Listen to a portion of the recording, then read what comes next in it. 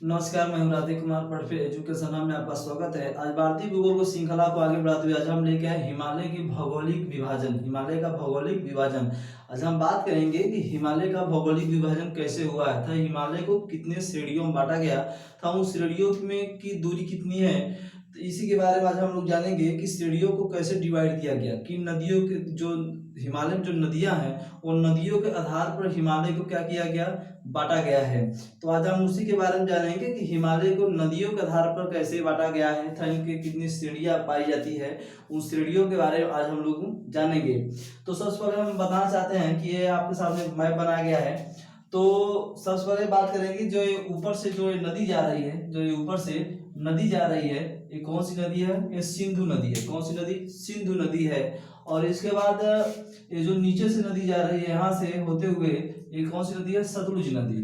तो हमने बताया कि जो हिमालय का विभाजन हुआ है वो नदियों के आधार पर हुआ है। तब उन विभाजन का कोई ना कोई नाम है, कोई ना कोई नाम है जहाँ से क्वेश्चन पूछा जाता है कि जैसे कि पंजाब हिमालय, उसके बाद कुमायूं हिमालय, उसे नेपाल हिमालय, असम हिमालय, इन सब इस जो नेपाल हिमालय है, कुमायूं हिमालय, इन सब में क्या पाई जाती है, कुछ श्रेणियां पाई जाती हैं। उन श्रेणियों के बारे में आज हम लोग जानेंगे। तो हमने बताया कि जो ऊपर से नदी जा रही है कौन सी नदी है, सिंधु नदी है। कौन सी नदी, सिंधु नदी है। उसके बाद जो ये नीचे से नदी यहाँ से आप देख रहे हैं, ये कौन सी नदी है, ये सतलुज नदी है। कौन सी नदी, सतलुज नदी। तो सिंधु नदी से लेकर सतलुज नदी के जो बीच का जो दूरी है वो कितना है, 560 किलोमीटर। कितना है, 560 किलोमीटर। और इनको पंजाब हिमालय के नाम से आता है। इनको पंजाब हिमालय, पंजाब हिमालय के नाम से जानते हैं। पंजाब हिमालय या तो कश्मीर हिमालय के नाम से हम लोग जानते हैं। तो सिंधु नदी और सतलुज नदी के बीच की जो दूरी है 560 किलोमीटर है। और इसके बीच की दूरी को हम लोग किस नाम से जानते हैं, तो पंजाब हिमालय या कश्मीर हिमालय के नाम से जानते हैं। उसके बाद हम देखेंगे सतलुज नदी और ये जो है काली सिंध नदी, जो कि आगे जो गंगा की सहायक नदी से घाघरा नदी के नाम से जानते हैं, जो कि गंगा की सहायक नदी है।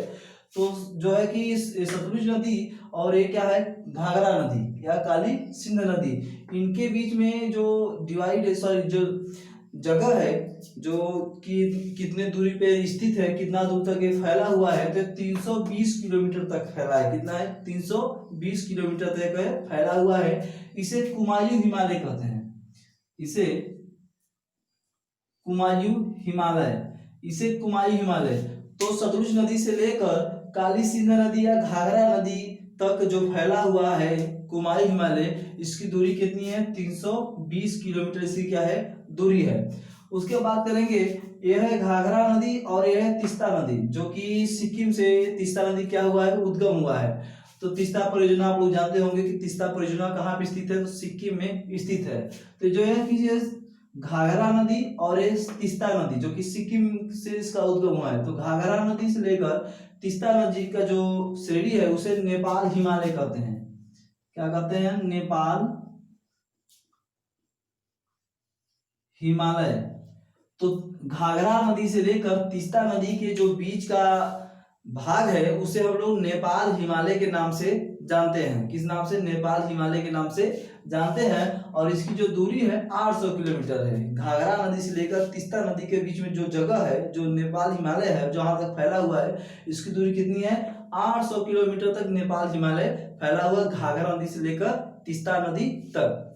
उसके बाद हम देखेंगे तीस्ता नदी से लेकर ये ब्रह्मपुत्र नदी, तीस्ता नदी से लेकर ये ब्रह्मपुत्र नदी, जो कि ब्रह्मपुत्र नदी भारत के यांग्याब दर्रा से भारत में प्रवेश करती है। ब्रह्मपुत्र नदी भारत के यांग्याब दर्रा से प्रवेश करती है। तो तीस्ता नदी से लेकर ब्रह्मपुत्र नदी, ब्रह्मपुत्र की सहायक नदी है तीस्ता नदी, ब्रह्मपुत्र की क्या है, सहायक नदी तीस्ता नदी है। तो तीस्ता नदी से लेकर ब्रह्मपुत्र, सॉरी तीस्ता नदी से लेकर ब्रह्मपुत्र नदी तक के बीच का जो जगह है उसे किस नाम से जाते हैं, इसे भी बांटा गया है। इसे कहा जाता है असम हिमालय, असम हिमालय। तो तीस्ता नदी से लेकर ब्रह्मपुत्र नदी के जो बीच का हिमालय है उसे किस नाम से जानते हैं, असम हिमालय के नाम से जानते हैं। और तीस्ता नदी से लेकर ब्रह्मपुत्र नदी तक की जो बीच का जगह है, जो जहां तक असम हिमालय फैला हुआ है उसकी दूरी है 720 किलोमीटर, 720 किलोमीटर। तो हमने देखा कि हिमालय को नदियों के आधार पर बांटा गया है, हिमालय को नदियों के आधार पर बांटा गया है। अब हम देखेंगे कि इनके जो बीच में, जैसे कि हमने बताया कि पंजाब हिमालय में कितनी श्रेणियां हैं, पंजाब हिमालय में कितनी श्रेणियां हैं। क्वेश्चन यही पूछा जाता है कि पंजाब हिमालय की कौन कौन सी श्रेणियां हैं, या कुमारी हिमालय की कौन सी श्रेणियां नहीं है या है। उसके बाद नेपाल हिमालय की कौन श्रेणियां हैं या नहीं है। उसके बाद असम हिमालय की कौन कौन सी श्रेणियां, इसके बारे में हम लोग जानेंगे। तो चलिए शुरुआत करते हैं। सबसे पहले हम पंजाब हिमालय की श्रेणियों के बारे में, पंजाब हिमालय के श्रेणियों के बारे में बात करेंगे। तो पहला जो है वो है लद्दाख। क्या है? लद्दाख, जो कि पंजाब हिमालय का श्रेणी है। उसके बाद दूसरा जो है ये आप देख रहे हैं, ये पहला है जो कि लद्दाख, और जो दूसरा है यह है पीर पंजाल। पहला है लद्दाख श्रेणी, दूसरा है पीर पंजाल श्रेणी। उसके जो तीसरा है वो है जास्कर। तीसरा कौन सा श्रेणी है? जास्कर श्रेणी। उसके बाद जो चौथा है वो है जोजिला। कौन सा श्रेणी? जोजिला श्रेणी। तो हमने देखा लद्दाख, जोजिला, जास्कर और पीर पंजाल, ये क्या है? ये सब पंजाब हिमालय के श्रेणी के अंतर्गत आते हैं, पंजाब हिमालय के श्रेणी के अंतर्गत ये सब आते हैं। उसके बाद करेंगे, हमने देखा कि ये ऊपर सिंधु नदी से लेकर सतलुज नदी के बीच में जो भी श्रेणियां हमने देखा कि जहां से इसे पंजाब हिमालय के नाम से जानते हैं, इनकी कौन कौन सी श्रेणियां हैं। लद्दाख है, पीर पंजाल, जास्कर, जोजिला, अलगा से बनाए रखिएगा। उसके बाद हम बात करेंगे कुमारी हिमालय, कुमारी हिमालय के श्रेणियों के बारे में कि कुमारी हिमालय कहाँ तक फैला हुआ है, इनके प्रमुख प्रमुख श्रेणियां कौन सी हैं। तो जो पहला है नंदा देवी। पहला कौन सा है? नंदा देवी, जो कि भारत की दूसरी सबसे सर्वोच्च चोटी है। नंदा देवी भारत की दूसरी सबसे सर्वोच्च चोटी मानी जाती है नंदा देवी को।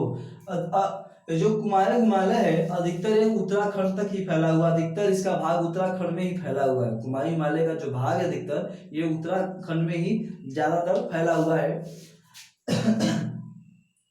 उसके बाद ये पहला हमारा है नंदा देवी, और जो दूसरा है त्रिशूल। दूसरा कौन सा है?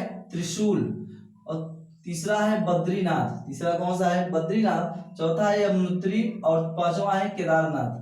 तो हमने देखा कि नंदा देवी, त्रिशूल, बद्रीनाथ, यमुनोत्री और केदारनाथ ये सब कुमारी हिमालय के क्या हैं? श्रेणियां हैं। क्या होती है? कुमारी हिमालय से गंगा और यमुना के क्या हुआ है? उद्गम हुआ है। कुमारी हिमालय से ही गंगा यमुना क्या हुआ है? उद्गम हुआ है। थोड़ा से बनाए रखिएगा कुमारी हिमालय की कौन कौन सी श्रेणियां हैं। तो नंदा देवी, त्रिशूल, बद्रीनाथ, यमुनोत्री और केदारनाथ ये कुमारी हिमालय के क्या है? श्रेणियां हैं। अब हम बात करेंगे कि जो यहाँ नेपाल हिमालय, नेपाल हिमालय में प्रमुख प्रमुख कौन सी श्रेणियां हैं, इसके बारे में हम लोग जानेंगे। तो जो नेपाल हिमालय की जो प्रमुख श्रेणियां हैं, जैसे यहाँ पे होता है कि जो नेपाल में अधिकतर क्या है? नेपाल जो हिमालय है, नेपाल जो हिमालय है अधिकतर इसके जो श्रेणियां पाई जाती है नेपाल में ही पाई जाती हैं, क्योंकि जो हिमालय का यहाँ पे भाग है वो अधिकतर कहाँ पे है? नेपाल में ही है।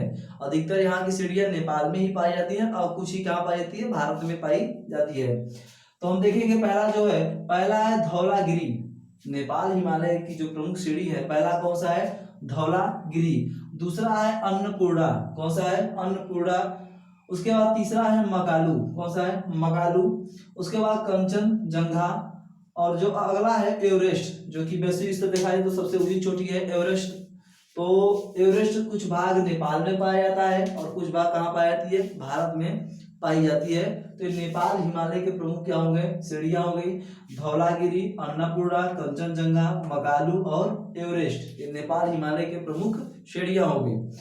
उसके बाद करेंगे हम लोग असम हिमालय के प्रमुख श्रेणियों के बारे में। असम हिमालय के प्रमुख श्रेणियों के बारे में हम लोग बात करेंगे। तो पहला जो असम हिमालय के प्रमुख जो श्रेणी है वो है, पहला है नागा पहाड़ी। पहला कौन सा है? नागा पहाड़ी। दूसरा है चोमोल हाली। चोमोल हाली। पहला है नागा पहाड़ी, दूसरा है चोमोल हाली, तीसरा है कूला। तीसरा कौन सा है श्रेणी? कूला श्रेणी। उसके बाद चौथा है कागड़ी। कागड़ी। ये सब असम हिमालय के श्रेणी हैं।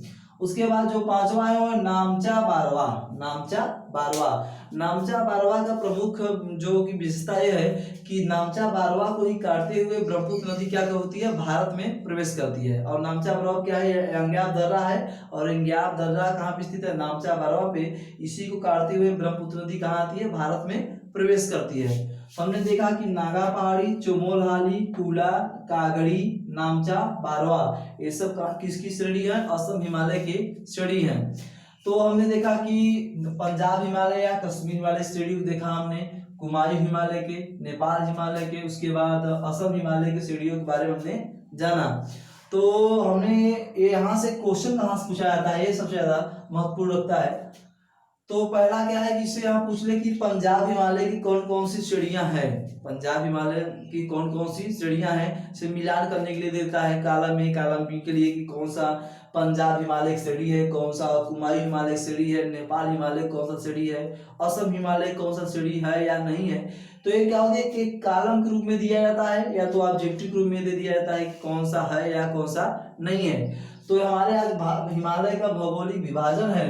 तो आज के अगर ये वीडियो आपको पसंद आया हो तो लाइक सब्सक्राइब जरूर करिएगा ताकि हमारा हौसला बढ़ता रहे। आज के लिए बस इतना ही, दीजिए इजाजत, धन्यवाद, जय हिंद, जय भारत।